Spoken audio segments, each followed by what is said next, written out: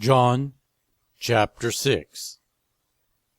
Some time after this, Jesus crossed to the far shore of the Sea of Galilee, that is, the Sea of Tiberias.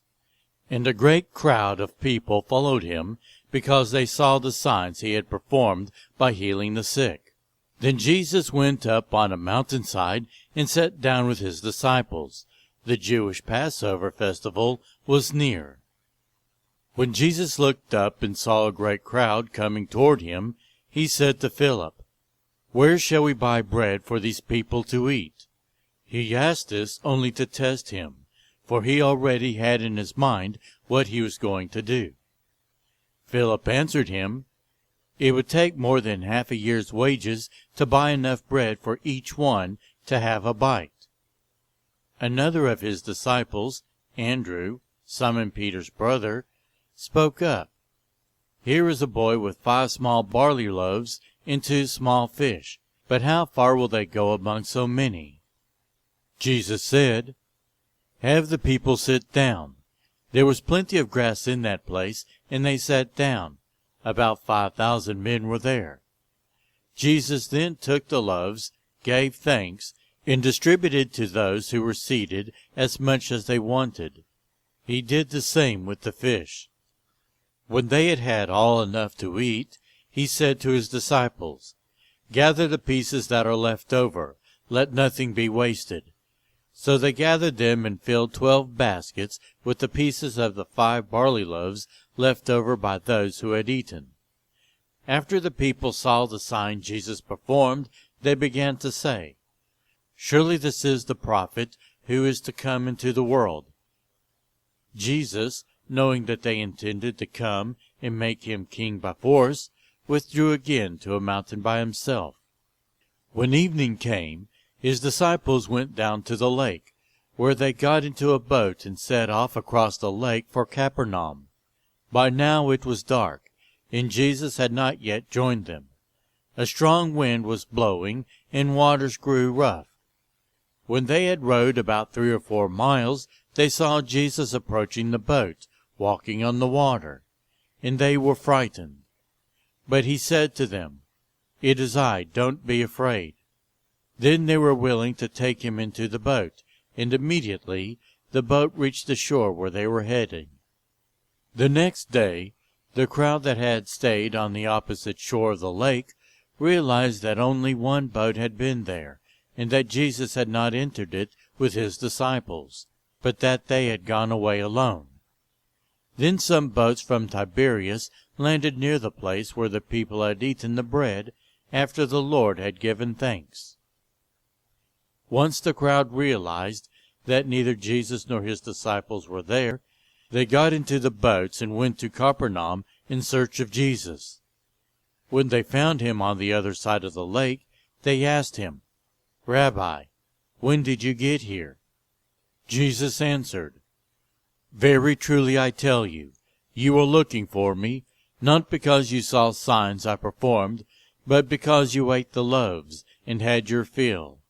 Do not work for food that spoils, but for food that endures to eternal life, which the Son of Man will give you.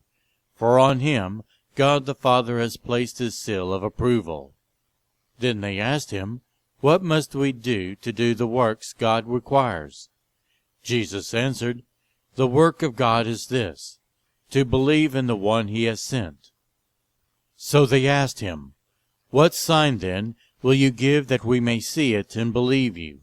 What will you do? Our ancestors ate the manna in the wilderness. As it is written, he gave them bread from heaven to eat."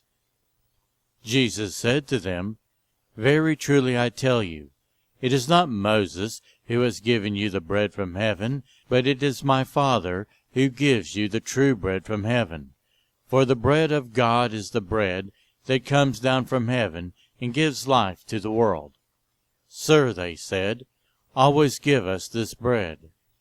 Then Jesus declared, "I am the bread of life. Whoever comes to me will never go hungry, and whoever believes in me will never be thirsty. But as I told you, you have seen me and still do not believe. All those the Father gives me will come to me, and whoever comes to me I will never drive away. For I have come down from heaven, not to do my will, but to do the will of him who sent me. And this is the will of him who sent me, that I shall lose none of all those he has given me, but raise them up at the last day. For my Father's will is that every one who looks to the Son and believes in him shall have eternal life, and I will raise them up at the last day." At this, the Jews there began to grumble about him, because he said, "I am the bread that came down from heaven." They said, "Is this not Jesus, the son of Joseph, whose father and mother we know? How can he now say, 'I came down from heaven'?" "Stop grumbling among yourselves," Jesus answered. "No one can come to me unless the Father who sent me draws them, and I will raise them up at the last day. It is written in the prophets, 'They will all be taught by God.' Everyone who has heard the Father and learned from him comes to me. No one has seen the Father except the one who is from God. Only he has seen the Father. Very truly I tell you, the one who believes has eternal life. I am the bread of life. Your ancestors ate the manna in the wilderness, yet they died. But here's the bread that comes down from heaven, which anyone may eat and not die. I am the living bread that came down from heaven. Whoever eats this bread will live forever. This bread is my flesh, which I will give for the life of the world." Then the Jews began to argue sharply among themselves, "How can this man give us his flesh to eat?" Jesus said to them, "Very truly I tell you, unless you eat the flesh of the Son of Man and drink his blood, you have no life in you. Whoever eats my flesh and drinks my blood has eternal life, and I will raise him up at the last day. For my flesh is real food, and my blood is real drink. Whoever eats my flesh and drinks my blood remains in me, and I in them. Just as the living Father sent me, and I live because of the Father, so the one who feeds on me will live because of me. This is the bread that came down from heaven. Your ancestors ate manna and died, but whoever feeds on this bread will live forever." He said this while teaching in the synagogue in Capernaum. On hearing it, many of his disciples said, "This is hard teaching. Who can accept it?" Aware that his disciples were grumbling about this, Jesus said to them, "Does this offend you? Then what if you see the Son of Man ascend to where he was before? The Spirit gives life. The flesh counts for nothing. The words I have spoken to you, they are full of the Spirit and life. Yet there are some of you who do not believe."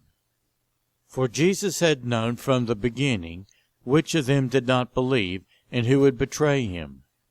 He then went on to say, "This is why I told you that no one can come to me unless the Father has enabled them." From this time, many of his disciples turned back and no longer followed him.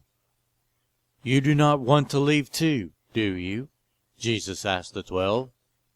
Simon Peter answered him, "Lord, to whom shall we go? You have the words of eternal life. We have come to believe and to know that you are the Holy One of God." Then Jesus replied, "Have I not chosen you, the 12? Yet one of you is a devil." He meant Judas, the son of Simon Iscariot, who, though one of the 12, was later to betray him.